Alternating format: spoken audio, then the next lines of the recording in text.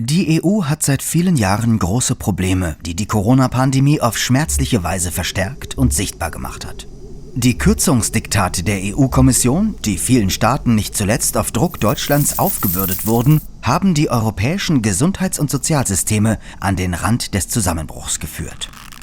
Ab dem 1. Juli 2020 übernimmt die Bundesregierung den Vorsitz im Rat der Europäischen Union. Das wäre der Moment, die desaströse Politik der letzten Jahre zu beenden und mit einer solidarischen Politik anzufangen. Wir fordern von der Bundesregierung folgende 7 Maßnahmen, die nach der Corona-Krise für eine solidarische Neuausrichtung der EU getroffen werden müssen. Erstens. Der EU-Haushalt, der im Moment nur 1% des Bruttoinlandprodukts beträgt, muss massiv erhöht werden. Und er muss noch viel stärker dem Kampf der sozialen und wirtschaftlichen Ungleichheiten gewidmet werden. Die Krise zeigt, die EU muss gemeinsam und nicht gegeneinander handeln. Deshalb braucht es Corona-Bonds, um mit gemeinsamen Anleihen in die Zukunft investieren zu können. Die EU-Förderpolitik muss ab sofort vor allem ökologisch nachhaltig und sozial ausgerichtet sein. Zweitens.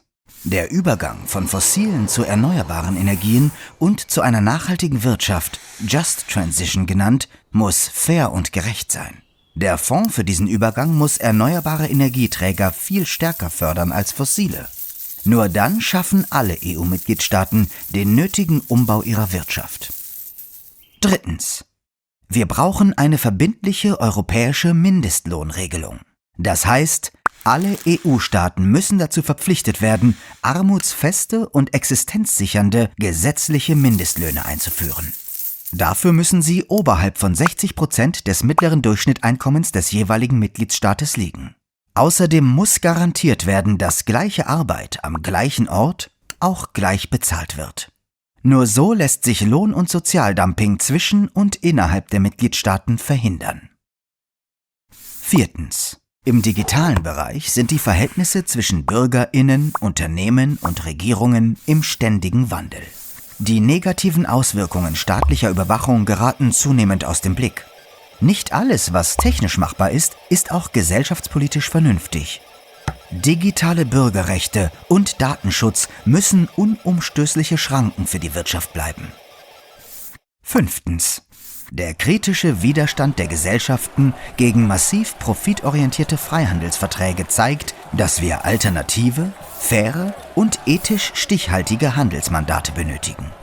Diese müssen dringend mit Umweltschutz, Nachhaltigkeit und sozialen Standards wie Fairtrade verknüpft sein. Sechstens. Die Corona-Pandemie hat gezeigt, wie fehlgeleitet die bisherige Sicherheits- und Militärpolitik der EU war. Statt die Milliarden im EU-Verteidigungsfonds in Panzer, Drohnen und Gewehre zu verschwenden, sind sie viel sinnvoller in die Infrastruktur, den Klimaschutz und die Gesundheitsvorsorge investiert. Siebtens.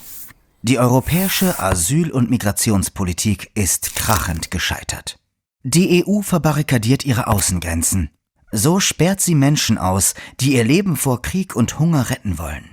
Damit verletzt sie die europäische Menschenrechts- und die Genfer Flüchtlingskonvention. Seit 3 Jahren blockiert der Europäische Rat ein neues Asylsystem. Der neue EU-Migrationspakt muss das individuelle Asylrecht schützen, Geflüchtete fair in der EU verteilen und sichere Fluchtwege schaffen. Das fordern wir von der deutschen Ratspräsidentschaft.